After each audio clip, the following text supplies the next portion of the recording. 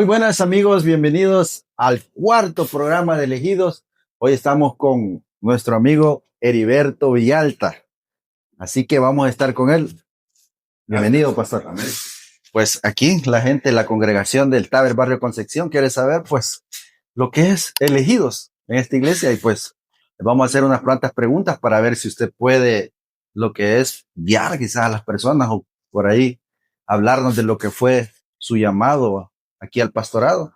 Sabemos que no es fácil, que cuesta a veces llegar a eso. Y cómo fue, pastor, para comenzar ya lo que es la entrevista, cómo fue el llamado que usted sintió para ser pastor. Bueno, primeramente dar la gloria y la honra a Dios, ¿no? Porque la palabra dice que esto no es del que quiere ni del que corre, sino que depende de Dios que tiene misericordia. Y esa misericordia, pues, nos tocó allá por el año 2006. 2006, del cual pues, todavía andábamos ahí perdidos, ¿no? Como dice la palabra, en nuestros delitos y pecados. Y luego, pues, reconozco que Dios escucha la oración. Un corazón contrito y humillado, Él no lo echa fuera. Yo me acuerdo que iba bien bolo.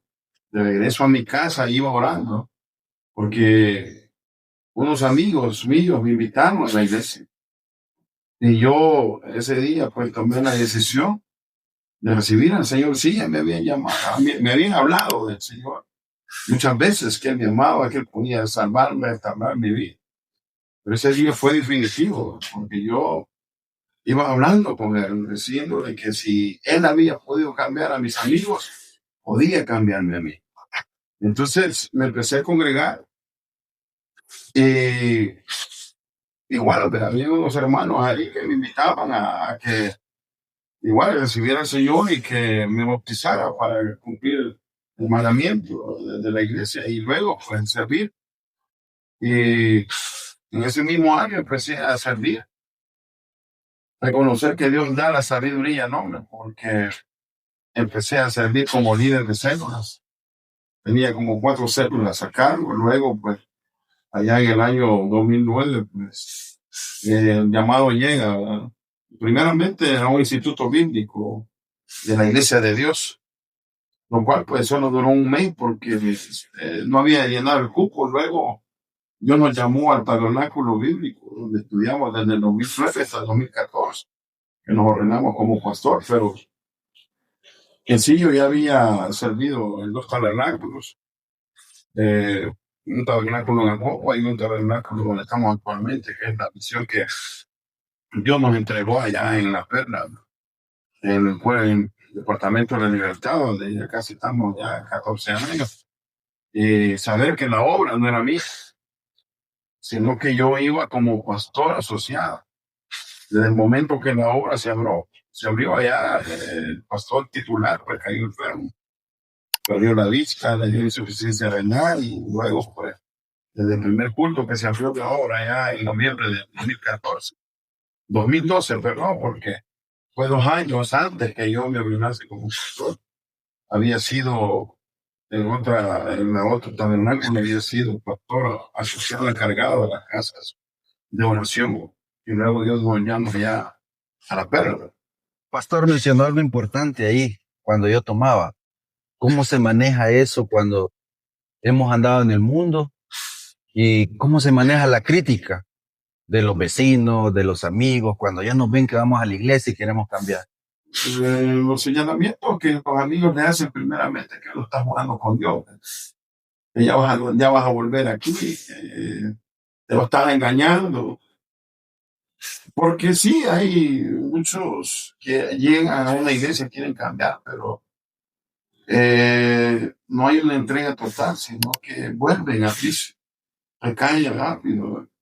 Y quizás ahí es la forma como ellos se refieren, pero el que es de Dios permanece, ¿verdad? Porque Dios ha hecho un llamado y es una entrega total al servicio de una regeneración que viene de uno mismo, porque me baso a la palabra cuando dice que Dios obra en lo imposible. El hombre le toca hacer lo posible.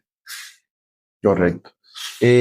Pastor, un pajarito me dijo por ahí que no solo es pastor, sino que también tuvo el estudio de capellán.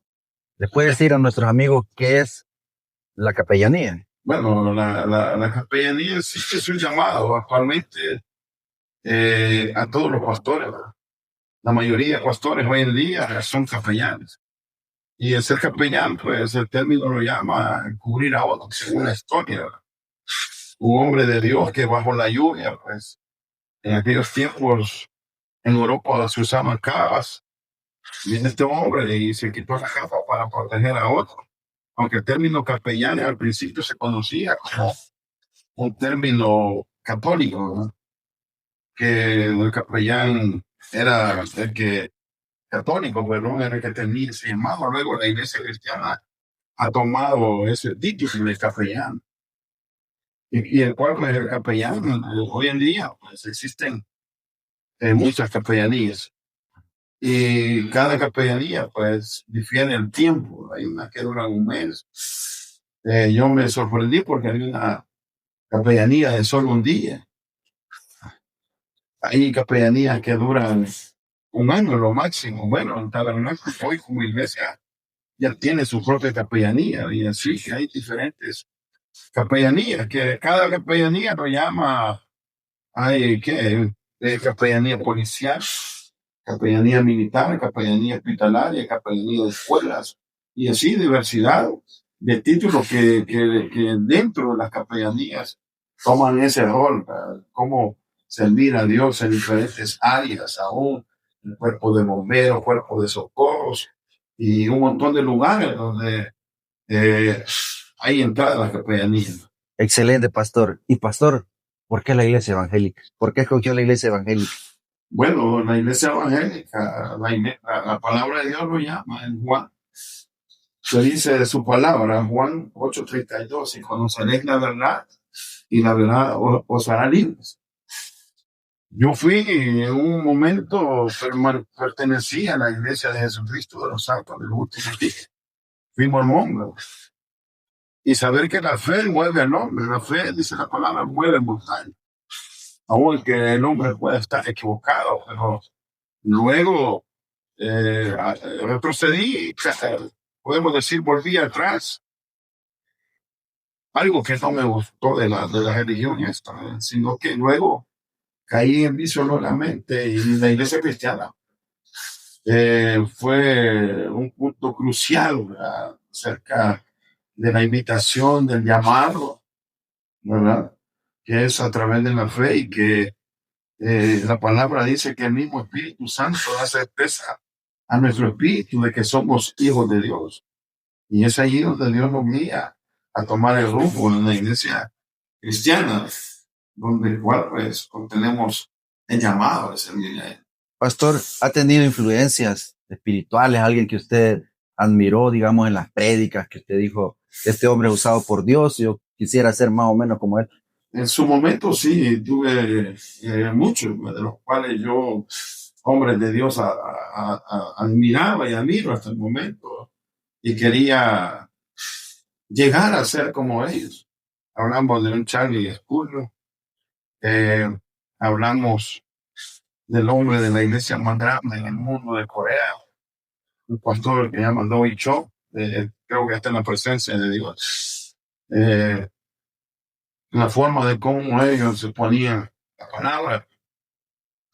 De ahí, pues, mi inspiración, cómo quería yo ser, fue un hombre de Dios que yo conocí, un amigo pastor, que desde el momento él me trató como su hijo. Y en todo momento él estaba ahí conmigo, ella estaba en la presencia de Dios. Y ese hombre, cada vez que él me hablaba, me decía, hijo, ¿cómo estás? O cuando yo me lo encontraba y me decía, hijo, ¿cómo estás? ¿Tienes problemas? ¿Tienes dificultades? Oremos, ayunemos si es posible, si estás atravesando cualquier problema. Y todo comenzó con él, nuestra amistad, porque yo tenía un compañero de trabajo. Y este compañero de trabajo tenía una hermana que era misionera. Y vino este hombre y solo me preguntó si yo me estaba congregando y me dio una Biblia pastoral. Y fue ahí donde conocí a este hombre y me dijo, a este hombre de Dios, mi padre, le decía yo, porque decía, hijo, Dios te ha llamado para cosas grandes. Pastor, Entonces, ahí lo vi yo. Perdón. pastor, sabemos que el llamado pastoral es bien difícil. ¿Cómo poder manejar la familia, el ministerio y el trabajo? Sabemos que no es algo fácil. ¿Cómo ha podido desarrollar ustedes? Bueno, cuando uno es empleado en el trabajo le enseñan. Las cosas de la casa se dejan a puerta en trabajo. Y uno se enfoca en su trabajo. E igual la iglesia. Uno se enfoca en su momento en la iglesia.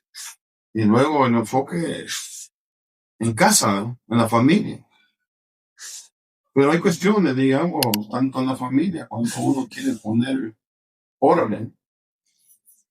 Y algo quizás al esposo, a los hijos no le gusta y le dicen, ve, pastor. Y ya lo señalan como pastor, ¿verdad?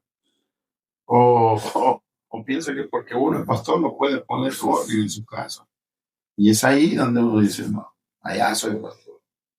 Sí, soy pastor, pero aquí soy padre de familia también. Correcto. O sea, ahí es donde las cosas se van equilibrando. Pastor, sabemos que usted, como nos comentó ahí, sirve en La Perla y nos ayuda aquí en el barrio Concepción. Quiero saber eh, de los desafíos, el desafío más grande que usted ha sentido ahí en La Perla y el desafío más grande que usted siente aquí con nosotros. Bueno, los desafíos son muchos, ¿no? Ahora el Señor se presentan de diferentes. Y el primero, espiritual, uno tiene que someterse a Dios para que las cosas se vayan dando acerca de los planes, proyectos que uno quiere alcanzar, ¿no? Y de ver que siempre habrá dificultad, habrá oposición. Y la palabra es clara cuando dice que los primeros que se oponen son los de la casa, ¿verdad? Ahí es donde hay muchos que se oponen a los planes, proyectos y todo lo que uno se propone, dificultades que a veces uno puede enamorarse tanto del ministerio y amar por sí a alguien individual como hermano o amar en familia, pero luego viene algo que se llama la traición, ¿verdad? Traición de que aquellos que han estado a un lado del mundo y luego se vuelven indiferentes. Pero Dios le va enseñando a cada uno a superar esas dificultades en el ministerio. Estamos acostumbrados, pastor, a que los pastores en las prédicas nos dicen, venga, busque a Dios, su problema se va a resolver y que todo nos va a ir bien si buscamos a Dios. Pero como usted mencionaba, hay dificultades. Hay dificultades. ¿Cuál ha sido la dificultad más grande que usted encontró en el ministerio? Dificultades en el ministerio ha sido de eso, o oposición, cuando la congregación se vuelve indiferente, cuando no hay apoyo, digamos, de la misma gente en X proyecto. Y uno dice, esto es de Dios, porque siempre hay dificultad para alcanzar aquello que uno se ha propuesto. Y luego uno ve la lucha, ¿no? Y la palabra nos llama, que no es contra sangre ni carne, sino contra huestes espirituales que están operando ahí, que suponen al alcance de lo que Dios ha propuesto en nuestros corazones, en los proyectos. La familia de ahora, pastor, siempre se dificulta, ya sea por los problemas con los hijos, con los problemas con los hermanos. ¿Qué consejo le daría a la familia cristiana de hoy para fomentar esos cimientos cristianos? Nosotros llamamos que el centro de toda familia debe ser Jesucristo, ¿no? Y que si Cristo no es el centro, pues nos basamos también en que debemos que una familia que ora unida permanece unida. Y también hay hechos espirituales de los cuales los padres pueden estar enfocados en la búsqueda a Dios. Pero el adversario siempre va a tener ahí, igual, poner dificultades, tropiezos en la familia. Y lo que más toca es lo sensible a veces, los hijos. Los hijos, por eso la palabra lo llama en Proverbios 22:6. instruir al niño en su camino, y aun cuando fuere viejo no se apartará de él.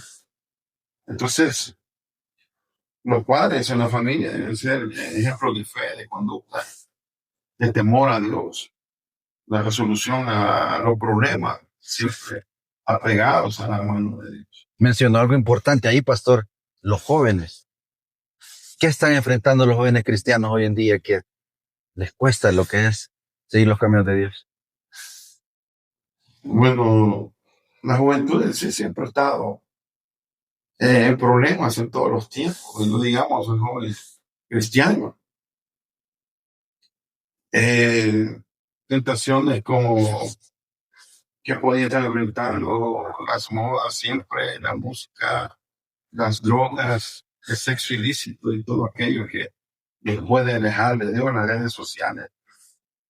Entonces, hay muchos factores que también en muchos hogares de jóvenes cristianos, primero no aceptan la disciplina de los padres cristianos y hacen ver que no lo quieren, las malas amistades. Hay muchos factores que el joven.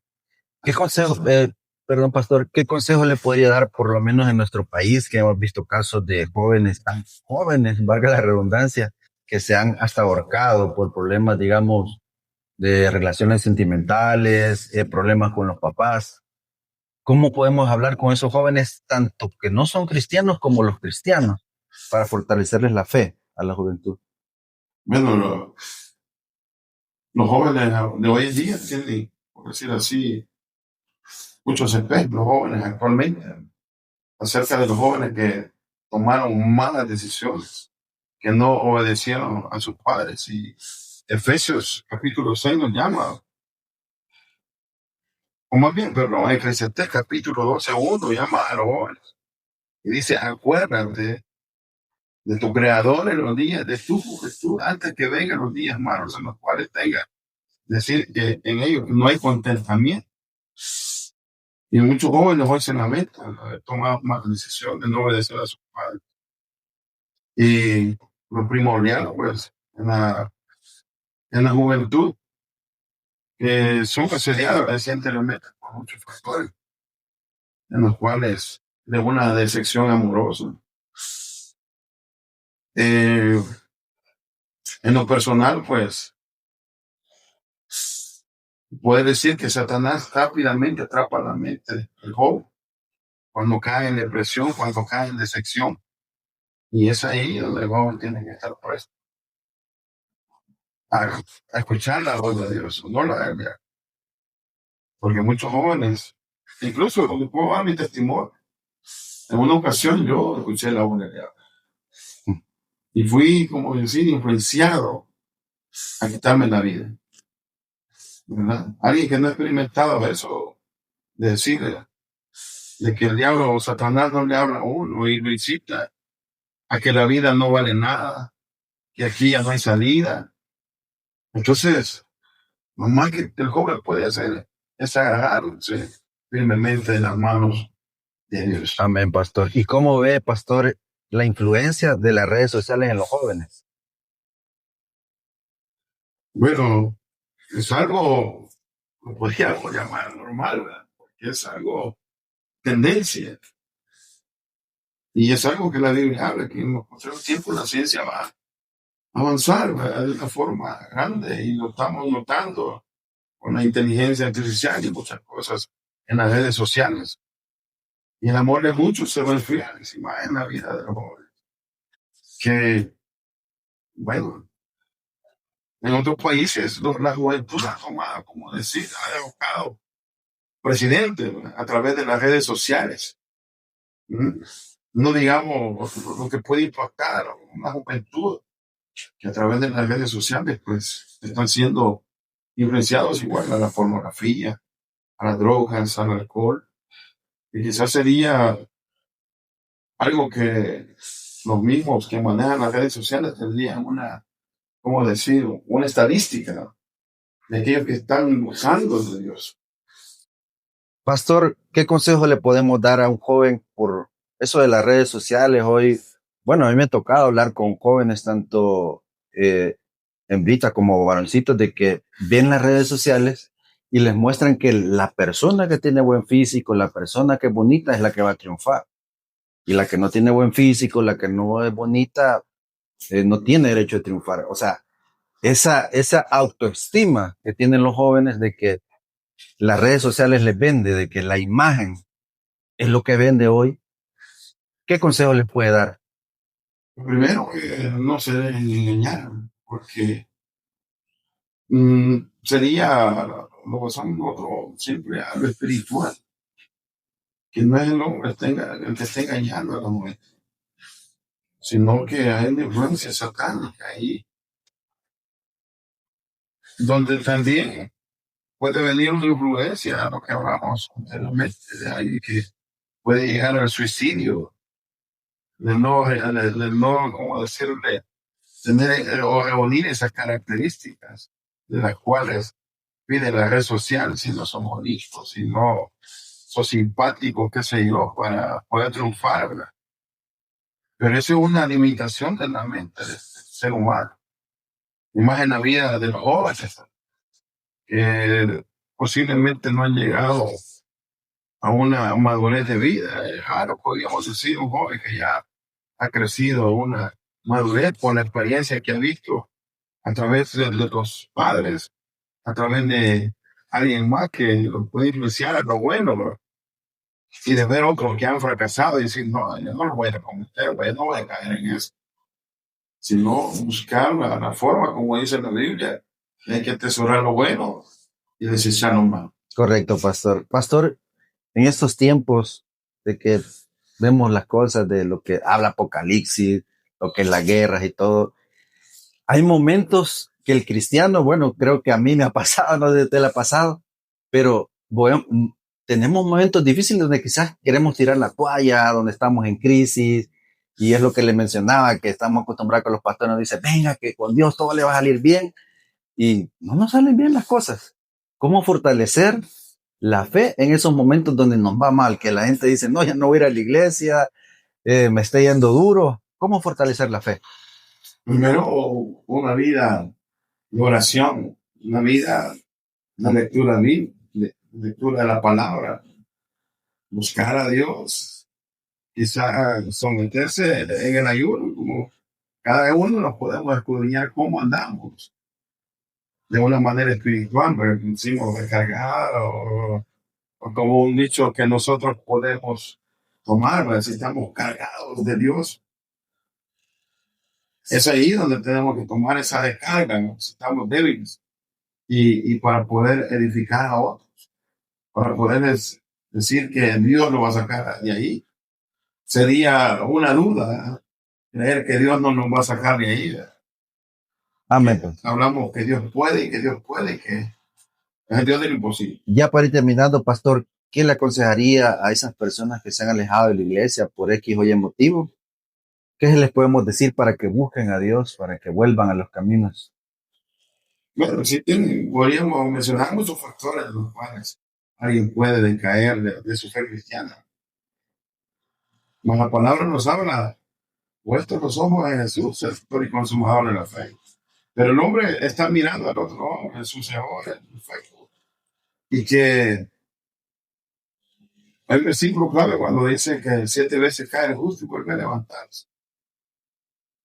Y en la forma de cómo vemos o vamos a tratar a este tipo de personas. Primero, orando por ellos, pidiéndole a Dios que nos dé palabras de sabiduría, de cómo poder tocar su corazón acerca de las necesidades que esta persona puede estar atravesando, emocional, sentimentalmente, espiritualmente, para poderles ayudar, ¿verdad? Conforme a la voluntad de Dios. ¿Cuál fue el motivo por el cual se alejaron de Dios? Amén, pastor. Un gusto haberlo tenido aquí. Bueno, pastor, ya para ir terminando, pues quisiera hacerle un pequeño ping-pong para ver de unas palabras, a ver qué es lo que primero se le viene a usted a la mente, ¿verdad? Familia, Casa, fe, hay un estilo de vida, fuerza, la que Dios nos da, valentía, como coral, ¿no? Dios. Dios nuestro Padre. Bueno, gracias, pastor. No, Ha sido un gracias, gusto gracias. tenerlo aquí. Bueno, amigos, esto ha sido la entrevista con el pastor Heriberto Villalta. Lo esperamos en el 5º episodio de Elegidos.